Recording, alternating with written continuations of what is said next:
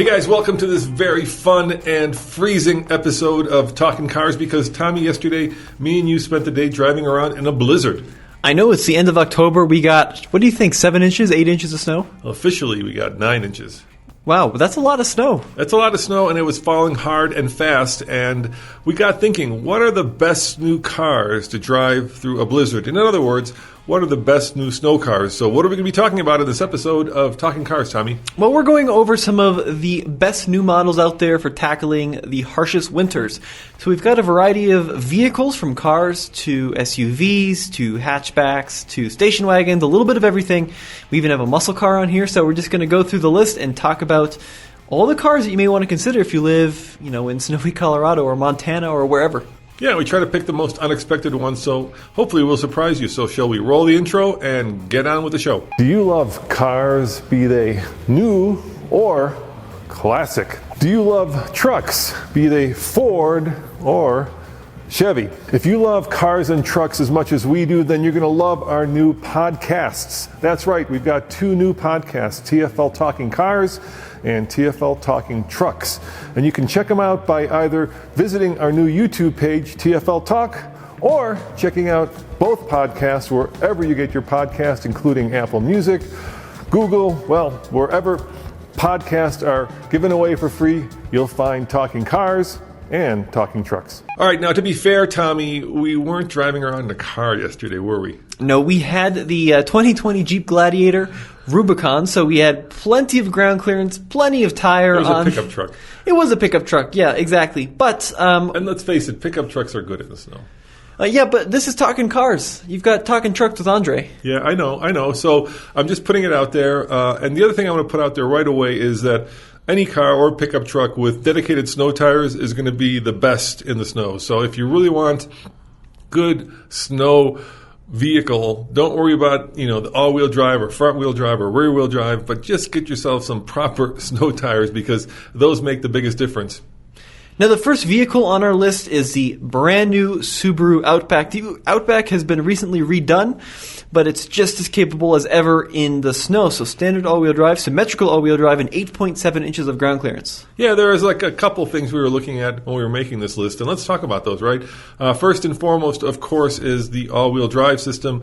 All these cars are all-wheel drive, in my experience over the years, I've found that the system that allocates power to all 4 wheels all the time just works much better in the snow. Audi started it with the Quattro system, and recently they've moved to more of a front-wheel drive bias system, which gives you better fuel economy. They have different ones, right?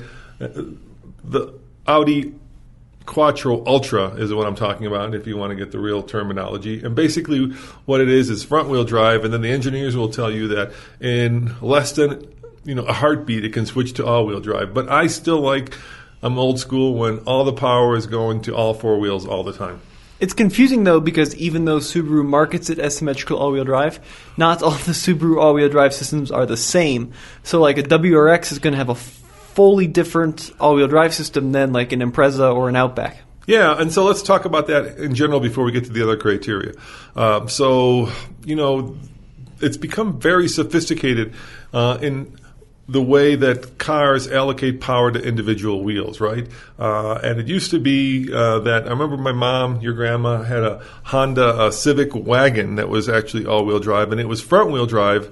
And then when the front wheel started to spin, it was a helideck system, right? It would send power through a viscous coupling. Basically, there was this coupling that was viscous, and when the front wheel started to spin, it would harden up, and then that would send power to the rear wheels. And that had the fun side effect, which I enjoyed as a kid growing up, of making that back end all of a sudden lose traction as it was going around a corner, and it would spin the car completely into a 180, which is weird because you think an all-wheel drive car wouldn't do that.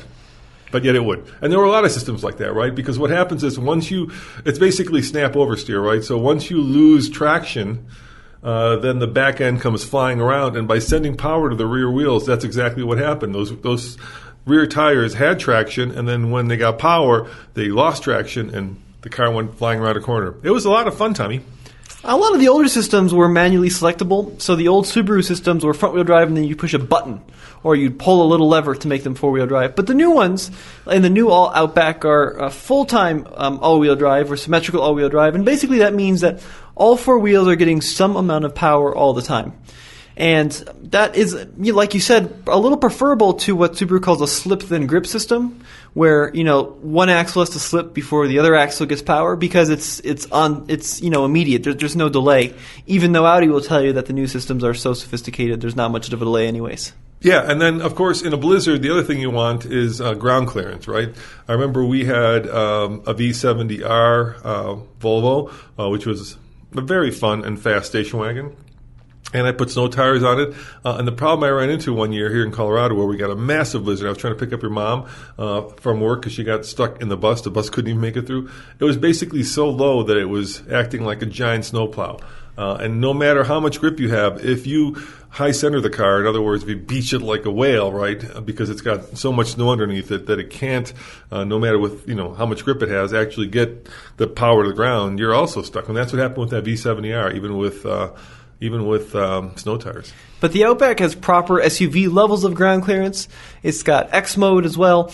Great car. I mean, we just drove the new one. It's a little bit slow, but it's got plenty of torque to get you up through the mountains. So strongly recommend looking at the new Outback if you want basically a crossover that doesn't look like one. So let's go to the next one because we have a ton of cars on this list. Sure. The Kia Telluride and its cousin vehicle, the Palisade. Yeah, those are just good all-around cars. I actually got to take the Telluride off-road in Moab, and I can attest to the fact that it does have a pretty confident all-wheel drive system. Now, keep in mind, this is a big 7-passenger, well, relatively big. It's not like Expedition or Tahoe big 7-passenger vehicle, but in general, I was really amazed, at how it did in the Moab sand. And usually, if it's good in sand, it's also good in snow. And then this is the other part that we should talk about: actually having a dedicated snow mode. Yeah, honestly, Dad, I don't think that the snow mode does much.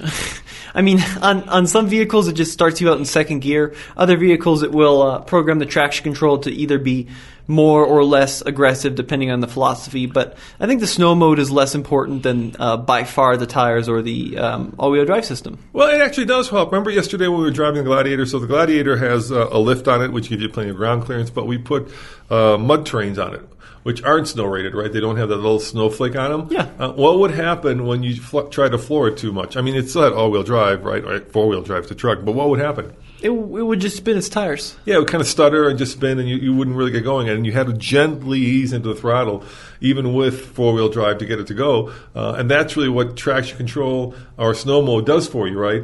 It modulates the throttle in such a way that if the tires and wheels are spinning, it won't let you accelerate faster, which, in most instances is good, but there are some instances when that's not good. I just don't like the snow mode because, I mean, even though it'll spin its tires and kind of get all jittery, I'd rather have the option for that to happen than be in snow mode and just have it be an absolute snail when you floor it. Like, that's more frustrating to me than having tires spin. Or, what we saw yesterday was a lot of cars, there's a lot of hills in Boulder, so there were a lot of cars that could make it up the hill. And when you've got a traction control system like that in snow mode that's that invasive, you may end up experiencing, what I call the dead pedal, where you floor it and nothing happens. The car says, I don't have any traction, I don't have any grip, so I'm not going to spin the wheels, I'm just going to sit here and rev, and you're not going to move anywhere. Well, hopefully that won't be an issue in the Telluride, because the Telluride is such a good SUV. I think it's best in class. It's better than the Palisade, even though it's a sister vehicle. It's much better than the Explorer. It's better than the Traverse. It feels like a premium car on the inside. Tons of room for your skis and for all your stuff to hit the slopes. And it looks great. They just knocked the design out of the ballpark. Now, the other thing that we noticed yesterday, Tommy, before we get to the next car was, when you have a lot of snow, it starts to pack up into the wheel wells, right? And then at some point, it packs up so much that you lose any wheel travel up and down. And that's also not good, right? You don't want the snow packed so tightly around the tires that you lose your suspension. It's not ideal. And that's, another thing that you want, something with a lot of ground clearance and a lot of articulation, because that won't happen. In that Gladiator, we didn't have that issue. You just couldn't. There's no way you could pack enough snow around the wheel well to actually get it to stick so hard that the wheel couldn't travel up and down. But I think, to be honest, Dad, I mean, you can't expect the average consumer to want to drive a lifted Gladiator. Right. That gets 16 miles to the gallon. Oh, we're talking about blizzards here, right? We're talking about extremes. Yeah, but I think this has to be a car that not only works in the blizzard, but also works great every day. So that's kind of what we targeted on this list. So next up is the Mercedes-Benz. Actually, I only targeted cars that work great in the blizzard. Well, luckily for you out there, I targeted cars as well that work every day and don't aren't alarming when you take a freeway off-ramp at 70 miles an hour.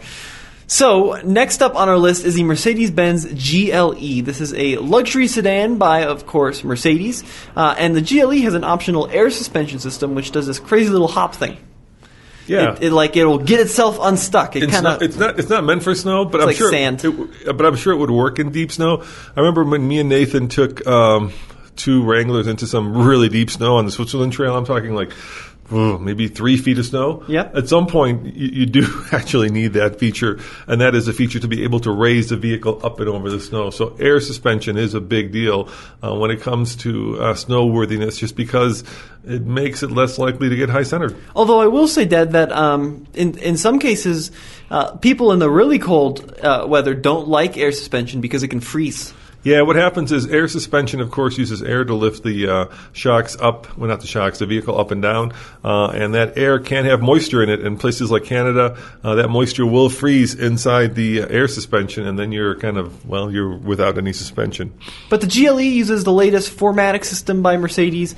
Really good. Of course, make sure you have 4MATIC equipped on your GLE. But I think it looks great. The AMG one is not ideal because it's got steamroller tires. Yeah, if you've got any sports car is going to be problematic just because the tires are very wide and it's going to be expensive to get snow tires, and asymmetrical tires are also problematic. And that means basically, like if you have a car that's got smaller tires in the front and on the back, it's not good. Hard to get snow tires, pain in the butt. And speaking of the GLE, Tommy, there are 2 other features that it has that are ideal for the Blizzard. Do you know what those are? Heated seats and heated steering wheel. Exactly right. You got it. For sure. So very comfortable interior on the GLE. Really well equipped. I love the dual screens. Also has a lot of space, so if you're going on ski trips, it's great. I like it a little bit more than the X5, actually. I think it's just a little bit more suited for rough terrain. It even has off-road modes if you so desire. Yeah, certainly more ground clearance with that air suspension. All right, next up is a traditional SUV. It is the Toyota 4Runner. Yeah, the 4Runner is obviously a beast on and off-road. It is a vehicle that I would not be afraid to take into the worst of blizzards. My only problem with that is that it's selectable four-wheel drive, right? And so you actually have to select it. Yeah, so it defaults in two-wheel drive, and then you move a lever back to lock it into four-wheel drive on slippery situations. And the advantage is when you're in four-wheel drive, it's going to distribute the torque 50-50 front and back all the time. The disadvantage of that is, if you forget to select four-wheel drive and you just hop in and drive it in two-wheel drive, there's a good chance that you could spin out or get stuck on a hill. As we saw this morning, someone forgot four-wheel drive in their new 4Runner and ended up sliding backwards down a hill. Hey, can I do a rant, Tommy? Do we have time for a rant, We Dan? have time for a rant, yeah. Okay. Right, here's Roman's rant. So we're in Boulder, Colorado, where is the home of the University of Colorado, right? And so we get a lot of people who come here from places like Texas, Hawaii comes to mind, even Arizona, mainly students. And guys, here's Roman's rant. If you've never driven in snow and you don't know how to drive in snow, a blizzard is not the best time to learn.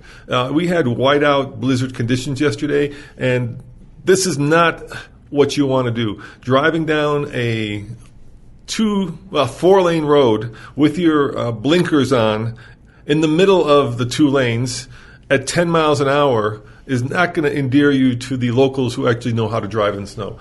It was very frustrating to see all these people with their noses glued to their front windshield. By the way, that's not going to make it any better either. Leaning forward doesn't make you any more apt to drive in snow. So I would suggest for all you non-snowy types, if you don't know how to drive in snow, do not go out and get a Starbucks in the middle of a snowstorm if you've never driven in snow, because it's really frustrating. And the rules of the road still apply even in the snowstorm. So stay in your lane, stop for stoplights, try to do a reasonable speed. If the speed limit is, let's say, 35, 5 miles an hour is not a reasonable speed. At that point, you're just better off not going and getting that Starbucks. It was a Sunday afternoon. You didn't have to go to work, and yet there were tons of people out there who were just gnarling up traffic, because they didn't know how to drive in snow. Good rant. All right, there you go. All right. What's next? So beyond the 4Runner, we should talk about the other Toyota products.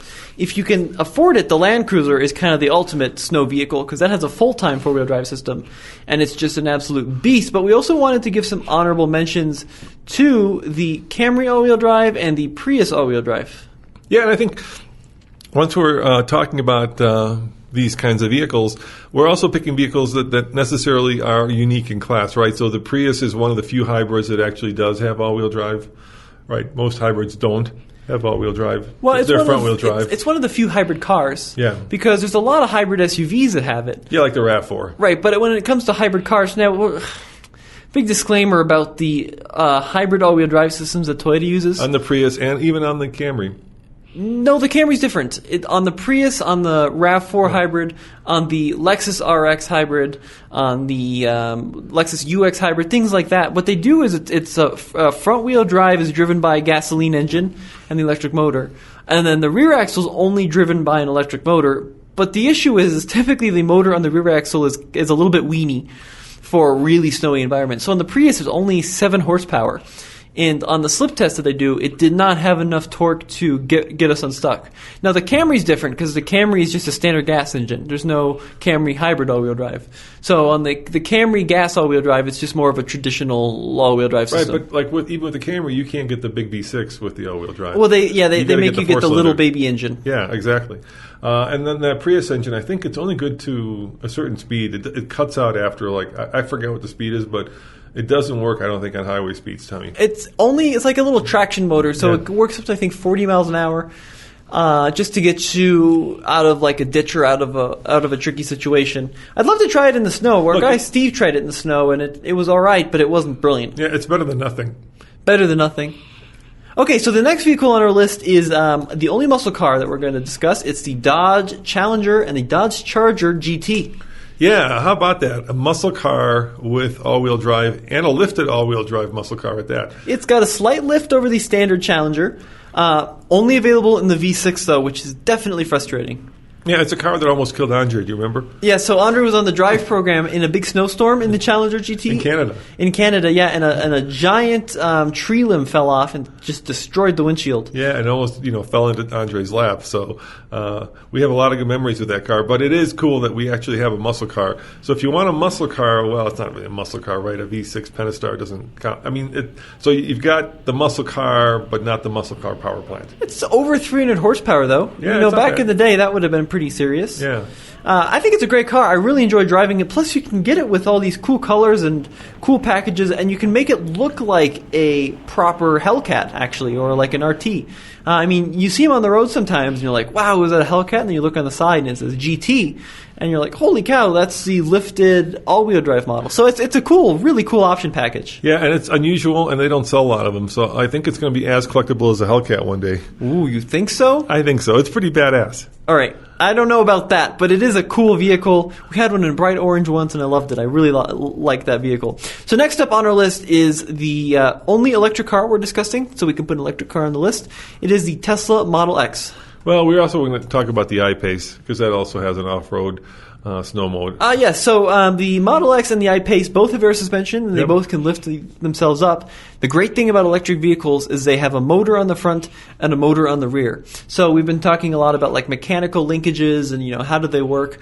Well, on these electric vehicles, the computer decides when to send power to what wheel, or what axle I should say, and then it just happens immediately. There's no delay, there's no viscous or clutch pack that has to engage. It just happens via electricity. If I remember right, the I-Pace has the snow mode, and then the Tesla has the slip mode, right? which is basically the same thing. I think the slip mode is like if you're stuck in a ditch and the traction control is cutting power, you like click the little button and then it'll let you spin up, and maybe that'll help you get unstuck. And then the I-Pace also has adjustable air suspension. The only thing about the EVs is they do have powerful motors, but they definitely lose some range when it gets very cold. And we'd love to include an e-tron on this list, but I actually drove it, but we've never had it actually at the office to test. So I had it for one day, and I drove it from San Francisco area to Tahoe, which was fine, but we really need to spend a week with it. It's actually supposed to be good off-road, and yet we don't know. So Audi, if you're listening, we'd love to get one and test it in the snow, test it off-road. It's an advantage that you guys have that you're not playing up, especially up here for the colder climate. So please send us one. All right, so talked about EVs, back to more traditional vehicles. I love this next one. It's a highly underrated car. It is the Honda Passport, which is basically a stubby Pilot, if you're wondering. Now, the Honda Passport uses an all-wheel drive system called iVTM4, and it's just incredible. It's probably the best traditional all-wheel drive system on this list. I've run it through my slip test, the rollers, and it passes with flying colors. Good torque out of a naturally aspirated V6, and I like it more than the Pilot just because it's a little bit smaller and a little bit lighter. Yeah, if you guys are new to TFL, check out some of Tommy's slip tests on our either Car or Now channel, or I don't know where we've been putting them. Have we been on Car or Now? They're kind of all over. Yeah, we'll find a place. Probably end up on off-road. Basically, we put the car on rollers, and we see if it can get off those rollers, using 2 wheels or 3 wheels or 1 wheel, and it simulates in a controlled manner snow and slippery conditions. And so, when we're talking about these vehicles, we've actually tested them, and we're not just kind of, spitballing it, but we actually know which ones have done well on the slip test and which ones haven't.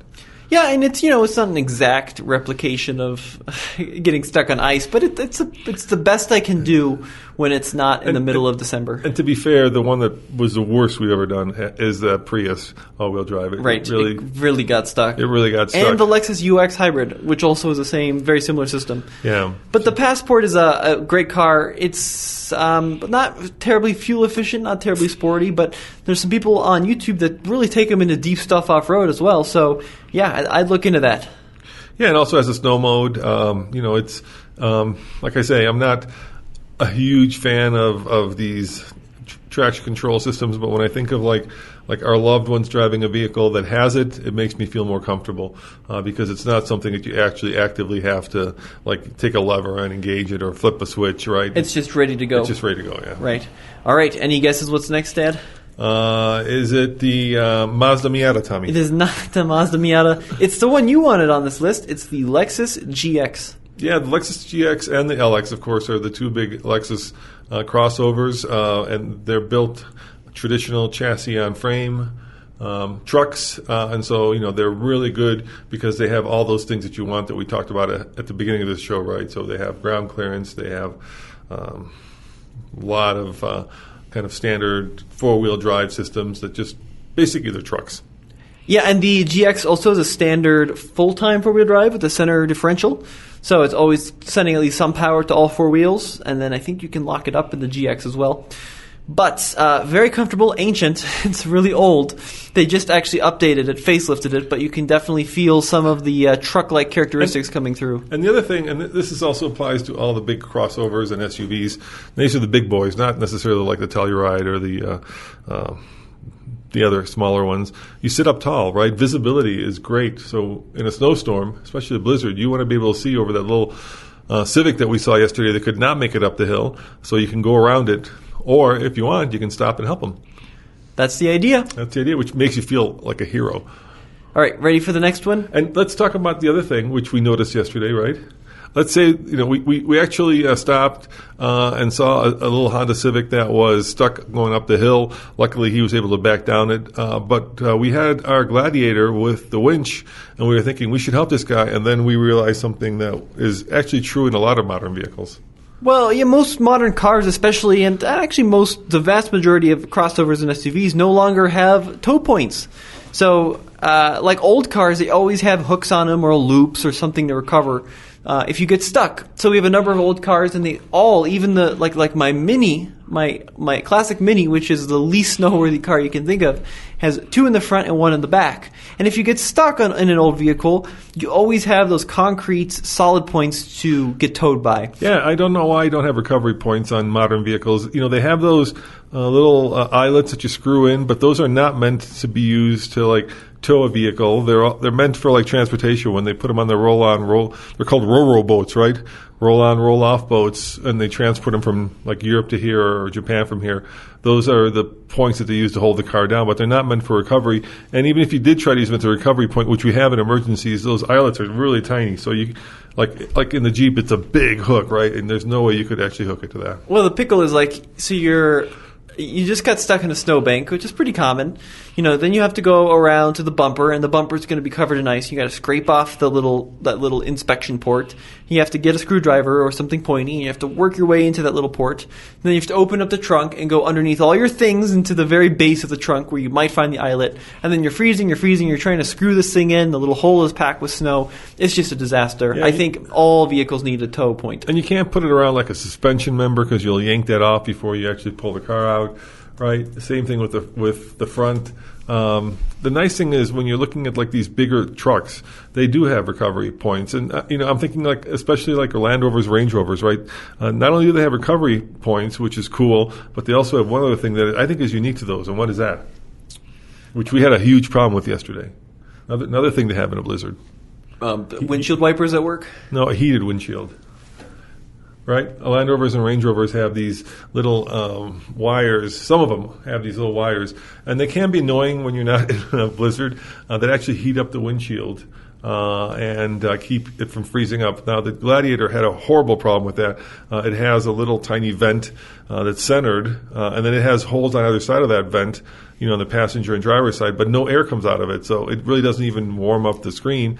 And then, of course, the wipers and the windshield get clogged with ice, and then very quickly you can't see. And by the way, those, I'm going to call European-style kind of squeegee wipers are horrible in the snow. I mean, they just become covered in ice filled, and what you're doing is you're trying to wipe ice with ice, and that is never good. The only thing I don't like about, there's a couple things I don't like about the heated windshield is you can see the little filaments. The squiggly lines, yeah. Like you said, but they're so expensive to replace. Yeah, like a normal windshield, we use, not rocks, but little pebbles in Colorado to give grip during snowstorms. And then those things, of course, get thrown up in the summer. And it's not uncommon for you to have a broken windshield here once a year. It's pretty much standard. If not more. Some people get it in the wintertime once a month. We have to either fix those things or replace windshields on a constantly, basically. And a regular windshield, like I remember our F-150 Raptor, right? Mm-hmm. That was on the expensive side. That was like $450. A less expensive car might be like $250. Yeah. Range Rover heated, $1,500. I know, it's crazy. And you don't even have to crack it all the way. I think a good-sized rock chip that you could fill would be enough to take out the heating portion of it. Yeah, and in Colorado, it's actually illegal to drive with one of those massive cracks running down the windshield. So if it's connected at 2 points, you're automatically in trouble. Exactly. What I mean by 2 points is if the line runs from one of the corners or lines of the windshield to the other. You see what I'm saying? Yep, I know what you're saying. And in Jeeps, it happens all the time. Yeah. It's very frequent. Speaking of Jeeps, that's our next vehicle. Is it? It's the Jeep Wrangler, and the reason the Wrangler's on here is not because it's got a great heated steering wheel. The two-wheel drive one? No, that was a very limited thing. Did you guys know that they actually made a two-wheel drive Wrangler for a while? In 2007 and 2008, they did. Crazy. But the new Wrangler has something kind of unusual. It's got something called Select Track as an option, and this is an advantage over the 4Runner. Select Track is actually a full-time system. So most Wranglers have two-wheel drive and four-wheel drive.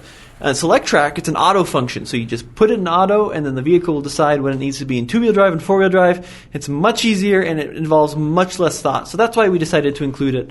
But, of course, the soft top and the doorless thing can be a pickle in the cold. Yeah, but once again, great ground clearance, a lot of room for suspension to travel up and down. It's not going to get clogged up with snow. And you're going to get good, I think even snow-rated tires with that thing.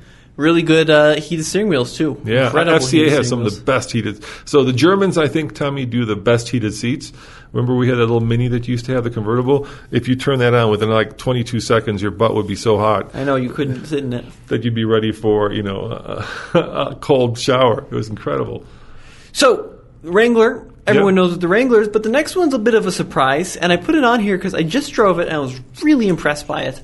It's the little Chevrolet Trailblazer. So the old Trailblazer was this monstrous thing with a big straight six, and it was body on frame, and it was, proper American truck. The new Trailblazer is this little itty-bitty SUV that's built in Korea. It's powered by a 3-cylinder engine, but it is surprisingly good. So I just drove the active trim with the all-wheel drive system, and it was super responsive. I took it off-road. It was amazingly good at distributing power to the wheel with traction. Just loved it. Tons of space on the inside. Not a bad-looking little thing, too. I think it looks kind of like an aggressive hedgehog.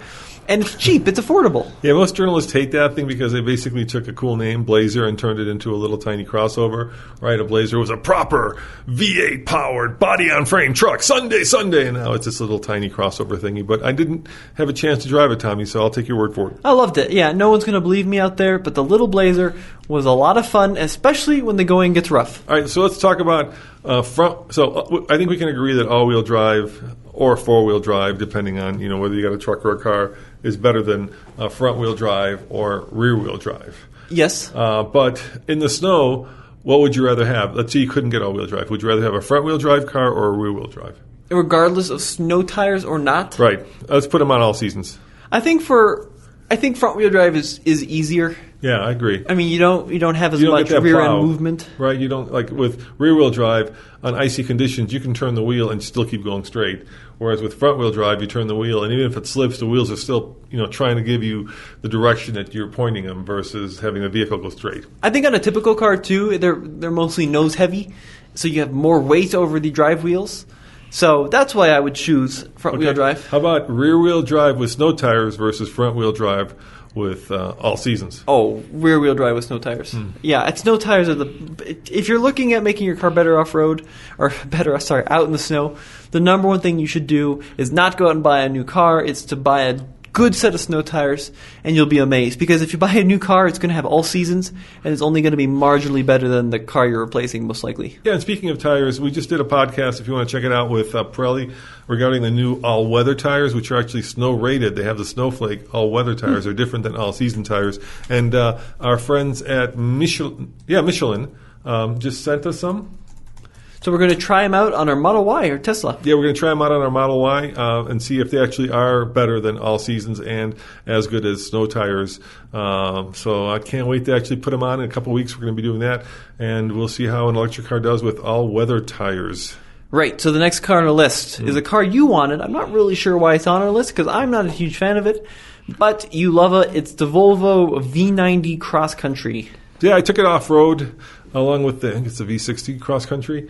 And there's just something about station wagons, and this could be my bias. There's just something about lifted station wagons with cladding on them that makes them seem like they'd be good in the snow. The V90, the V70R that we had was actually, even with snow tires, not great in the snow.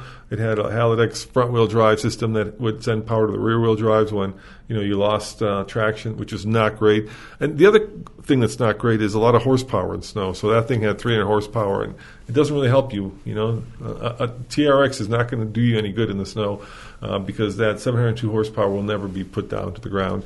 But I just think Volvos and snow go together, and I have no proof for that except for the fact that they come from Sweden. I know they're Chinese owned now, but I figure the Swedes spend a lot of time in the snow, so they spend a lot of time engineering things that do well in the snow. My issue with I like the V90, I love station wagons, but the new V90, especially the cross country, the old cross country was significantly different than the standard wagon.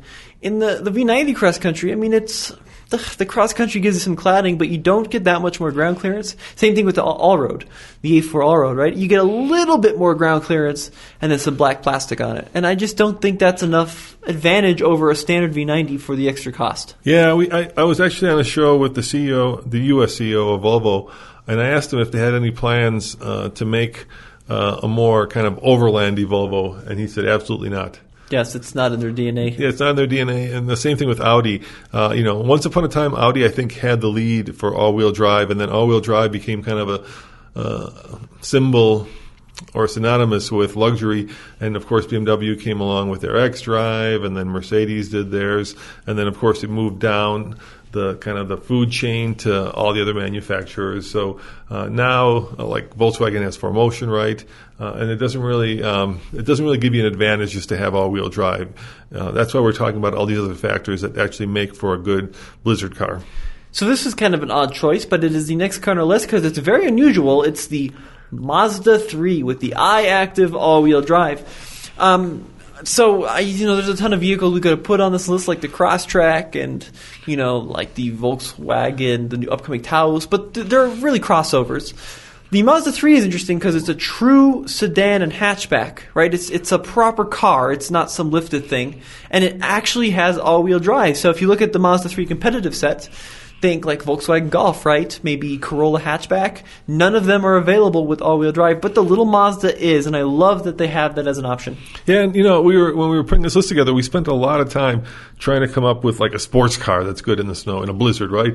And we thought of vehicles like the Audi R8, the Porsche C4, Carrera 4, right? These are sports cars with all-wheel drive systems. But the problem with all of them is they just don't have enough ground clearance. They have really wide tires, and they have way too much power. So I really had a hard time coming up. Maybe you guys could listen in the comments below. What do you think is actually the best sports car to drive in a blizzard? And once upon a time when I was younger, I had this like image of, before I actually had the chance, we're very blessed that I've driven every probably new car and truck that's available in America over the last 10 years. We're not doing so hot in our Ferraris, though. Yeah, we're not, okay, forget the Ferraris. I haven't driven some of the Ferraris and some Lamborghinis, but the stuff that you guys drive. Or maybe you guys drive Ferraris and Lamborghinis. But I had this dream of like having a car that could do it all, right? My dream car for a long time was like a C4 Porsche 911, right? Yep. And the problem is it'll never do it all. It's just not, any clapped out Toyota 20-year-old Tundra will do better in the snow than any, German engineered C4 will ever do. And that's just the way it is. It's just not designed for snow. It could make it drivable in the snow. You could actually maybe use it, but it's never going to be stellar. Yeah, I agree. I mean, that's sad, even though. with snow tires. That's sad. I like the idea that there is that one perfect car out there. You just got to find it.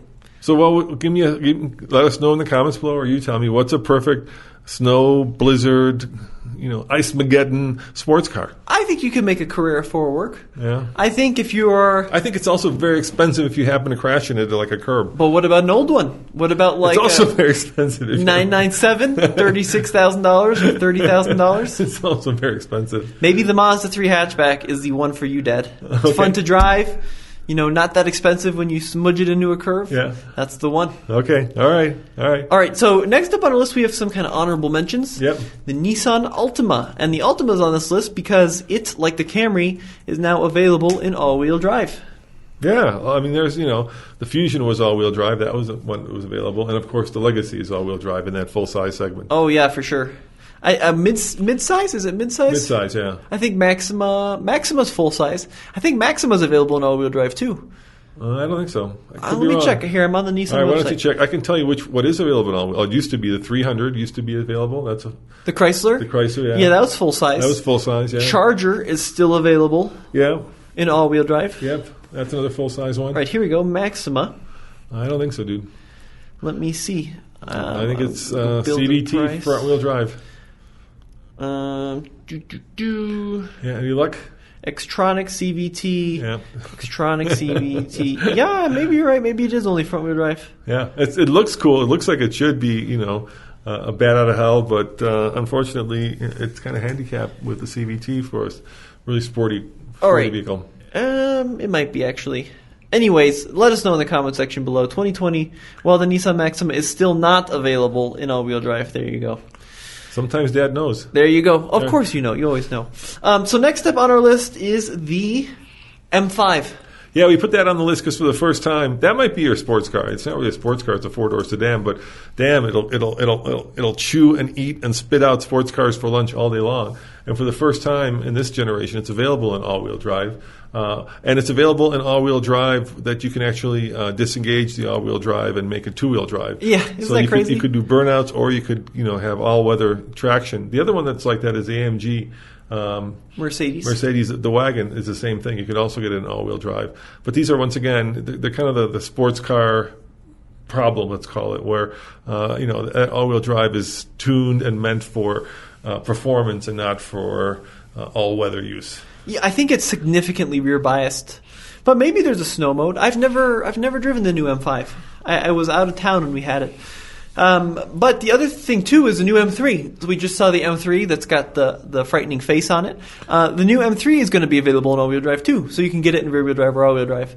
So the M brand is now moving into the 21st century with their ability to launch in all sorts of conditions. And I know for all you folks, if you're actually listening to this and you live in Florida or Arizona or someplace like California where we don't get snow, the same thing applies to like standing water, right? Right. Because it's very similar in a lot of ways. So while on dry pavement, these vehicles may not give you any additional capability, certainly in that torrential hurricane that you get a lot of in Florida, they certainly are good.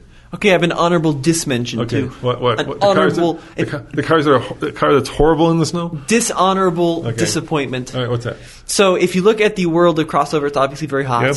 And then everyone was making, the small crossover. And then everyone decided, let's electrify the RAV4 and the CR-V. Now everyone's making a hybrid crossover like the Escape. And now we see the plug-in hybrid crossover. And Toyota came in there with the Rav4 Prime, 300 horsepower, 0 to 60 in under 6 seconds, 42 miles of range, just came out of the gate swinging, standard all-wheel drive. And then Ford comes out with this dinky thing, which is the Escape plug-in hybrid, which is a little bit cheaper. It's got like 100 less horsepower, and it's front-wheel drive only. Yeah, that's what weird. In the heck? That's weird. And the other one, of course, that's built on that same chassis is the new Bronco Sport, not the real not the real Bronco, the Bronco, but the Sport. And we haven't tested that, and with the way things are going with Ford, we may not. So what we're trying to do is talk about cars that we've actually driven and gotten behind the wheel of, not just stuff that we've read about or heard about or reported on. But regardless, I'm so disappointed in the Escape plug-in hybrid because Yeah, I was the battery really hoping the for good battery is stuff. tiny. Right. It's actually, I think the range is the same, if not better, than the RAV4 Prime. It's really good range. Is it? I thought it was a tiny battery. No, it's pretty good. How many kilowatt hours? Plug-in hybrid range, I'll tell you. It can go 37 miles. So that's about the same. It's about the same. It's a little bit less, actually, because I think the RAV4 can do like 40 or 42. Yeah. But front-wheel drive only, it's slow compared to the RAV4. I say, what the heck? Come on, Ford, you can do better than that. Right. Are there other car companies that we have forgotten to mention? So I think we've talked about most of them. I'm kind of going through my mind if there's any other vehicles that I would love to have in a snowstorm. And I got to tell you, Tommy, this is talking cars, but in a snowstorm, like once again, I would take a truck all day, as long as it's all-wheel drive and it's one of the off-roady ones.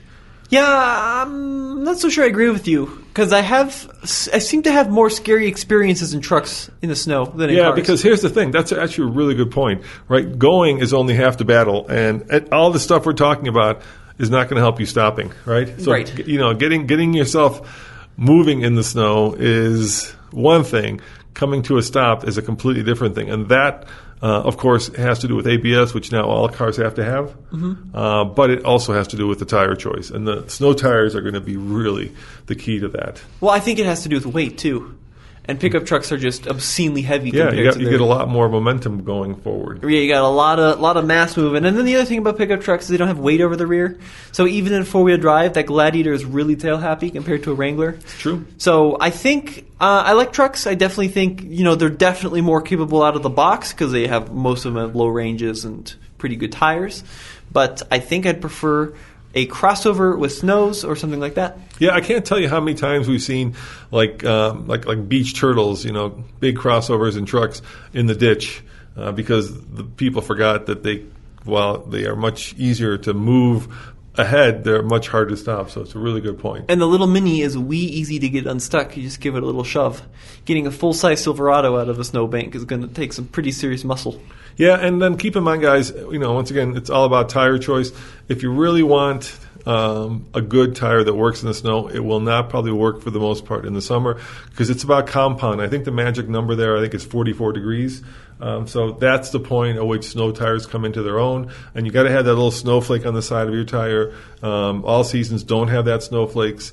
And it's not about necessarily the sipes or the little teeth in the tire as much as it is about the compound, because on a regular tire, the compound's much harder, I believe, and when it gets cold, it just becomes super hard, like an hockey puck, right? And it loses all the grip. And then there are, of course, many kinds of snow tires, and I'm talking about like the modern ones, like I think Blizzak would be one that you'd be very familiar with, right? But there are also old school snow tires that are studdable. In Colorado, we allow studs. And regular snow tires like those Blizzaks work well, but when you're on sheer ice, then you probably need studs. But that's a whole different conversation. I think on sheer ice, I'll tell you one more story. Can I tell you one more story?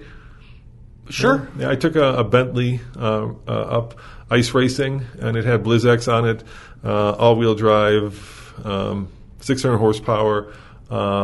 Didn't do well. Yeah, it was useless. It was like it would do like 10 miles an hour on the ice. Yeah, and when it would go, you couldn't turn it. Yeah, the only people moving had proper like half-inch studs on that ice. Yeah, and I think those were like people like actually like put screws. And I don't think bolts. I don't think many people are driving their new Bentleys on sheer ice lakes. So no. And hey, speaking of that, what convertibles? Here's a question for you guys. I'm going to throw out one, and then let's see if you guys can add two more. What convertibles can you buy that come in all-wheel drive? So there's only a handful of them. So we actually own one of them, right? That's the one I'm going to give you. That's an easy one. the TT. Yep, that's back in the day. That was one of the only convertibles you could actually buy that had all-wheel drive. Isn't it dying? The TT, I don't think it's dying. I thought the TT was going away. I don't think it's dying. But what in the comments below, let us know what other convertibles, and there are two that I'm thinking of. One is gone, but it was a really weird thing, but it was an all-wheel drive, and one is actually, I think, still being produced. And I'll give you a hint. They're both crossovers. Let's leave it at that. Those are both dead. Well, let's leave it at that. Leave it at that. No, I think they're both dead. I think there's more than you think. Okay. And I think you're going to have to look at Bavaria for some of it. Yeah, a lot of modern Germans now do like X-Drive on X-Drive. their convertibles. Mm-hmm. I know you're also giving a hint, but let us know. There aren't that many. Like Okay. maybe there's like 5. And then what about the supercars, like the Aventador? No, no supercars. Okay. I'm not counting supercars, Koenigsegg's or Aventadors, or let's keep those out of the conversation. All right. Okay, All right. good. All right, Tommy. Before we go, one last question for you. All right, what vehicle would you choose? And actually, we forgot one vehicle, a G-Wagon. That's also very good. But that's priced like a supercar. Right. All right. That's crazy. So if you were, driving to Alaska and you knew you were going to be stuck in a snowstorm or blizzard, what vehicle would you take? Let me look. I'm looking at my Land Cruiser. Yeah? Yeah. You do the Land Cruiser. Just because I know it'll always start in that snowstorm. It's really heavy. Yeah. It's not the best snow vehicle, but in terms of getting you home, the Land Cruiser would be the one to do it. Yeah, I'm trying to think which one I would choose. It's going to have ground clearance. I would probably, I know this is talking, can it be a truck or has it be a car? Has to be a car. G-Wagon? Sure. Okay. Just do the G-Wagon, that works. All right. Well, guys, thank you for spending another, few minutes with us. As always, this is Roman. Yep, and Tommy, check out TFL Car and TFLtruck.com. For more news, views, and, of course, Snowbegeddon, best cars reviews. See you guys next time. Ciao.